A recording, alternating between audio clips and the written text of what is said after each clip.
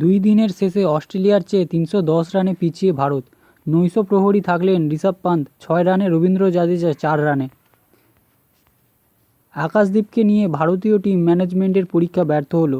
ব্রিসবেনের গাব্বায় টেল endure Akashdeep ভালো batting করে ভারতকে ফলো অনের হাত থেকে বাঁচিয়েছিলেন। শুক্রবার প্রায় কাছাকাছি সময় যশস্বী জয়সওয়াল ও বিরাট কোহলি আউট হওয়ার পর টিম ইন্ডিয়া তাই হুট করে নামিয়ে দেন আকাশদীপকে। এই ম্যাচের প্রথম ইনিংসে বোলিংয়ে রীতিমতো সাফল্য পেয়েছেন আকাশ।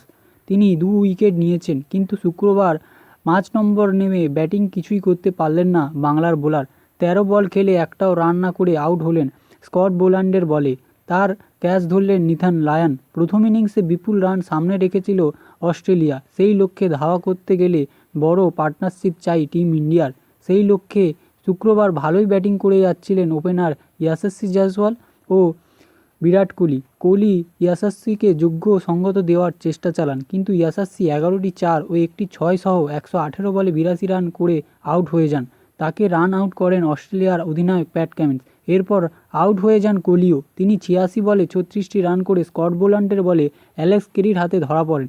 এর আগে ভারতের 8 রানের মাথায় অধিনায়ক রোহিত শর্মাকে ফিরিয়ে দিয়েছিলেন অস্ট্রেলিয়ার অধিনায়ক প্যাট কামিন্স। 51 রানের মাথায় কামিন্স ফেরান টিম ইন্ডিয়ার থার্ড ওয়ান কেএল রাহুলকেও।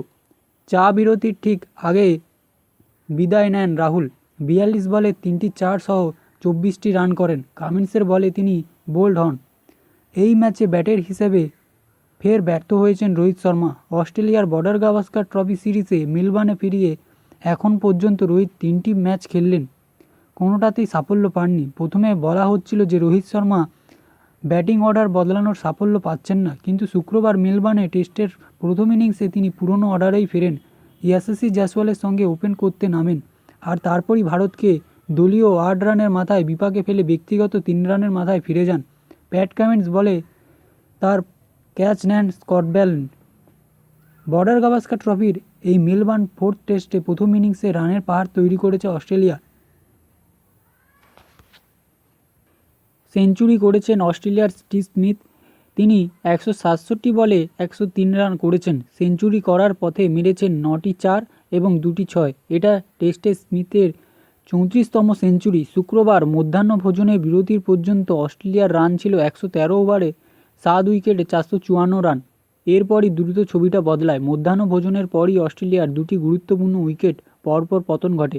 মিচেল স্টার্ককে ফেরান রবীন্দ্র জাদেজা, আর এর পরপরই স্টিভ স্মিথকে ফেরান আকাশদীপ। মিচেল স্টার্ক 36 বলে একটি 6 সহ 15 রান করে জাদেজার বলে বোল্ড হন, আর স্মিথ 197 বলে 140 রান 13টি 4 ও 3টি 6 সহ আকাশদীপের বলে বোল্ড হন। সেই সময় অস্ট্রেলিয়ার রান ছিল 9 উইকেটে 114 ওভারে 455 রান। এরপর নামেন নেথান লায়ন ও স্কট বোল্যান্ড। এর মধ্যে নেথান লায়ন 18টি বলে একটি 4 সহ 13টি রান করেন। তিনি বুমরার বলে এলবিডব্লিউ হন।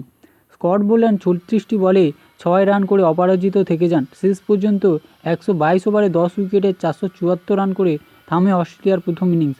বুমরার নিয়েছেন 4 উইকেট, জাদেজা নিয়েছেন 3 উইকেট, আকাশদীপ 2টি উইকেট, ওয়াশিংটন সুন্দর নিয়েছেন 1টি উইকেট।